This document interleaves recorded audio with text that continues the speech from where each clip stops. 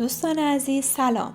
از اینکه در جعبه گشایی رادیو میکروتیک SXT Lite 5 همراه گروه تجاری آیفوم هستید سپاسگزاریم. رادیو SXT Lite 5 با توان 16 dBi و ساختار 2 قطبی برای برقراری ارتباط بین فواصل 4 تا 8 کیلومتر در محیط‌های بیرونی مناسب است.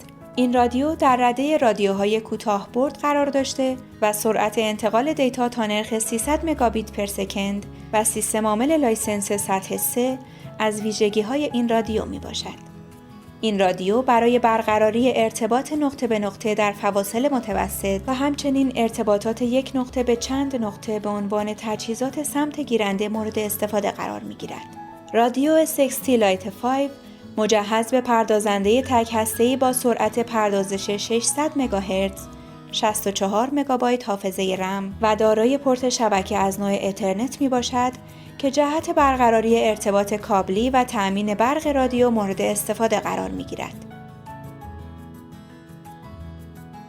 آیفوم بیزینس گروپ، مرکز فروش تجهیزات شبکه و قطعات کامپیوتر.